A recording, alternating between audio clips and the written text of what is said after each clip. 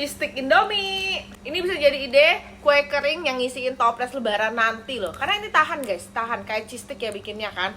Jadi bisa lebih awet ya. Orang-orang pasti demen deh dan gak nyangka Indomie itu bisa jadi kayak gini. Tuh. Dan ditaburin bubuk cabai. Kita coba ya. Tes kriuk.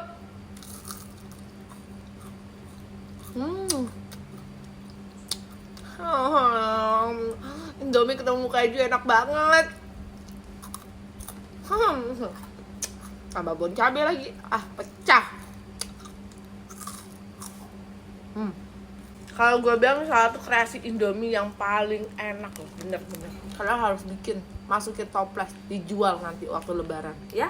Cara masaknya nonton video ini. Ini jadi salah satu olahan Indomie terenak yang pernah aku bikin. Kayak biasa aku pakainya Indomie goreng yang kita rebus kayak biasa. Kita campurkan bumbu-bumbu Indominya sampai halus kayak gini. Lalu kita bakal tambahkan keju, tambahkan maizena.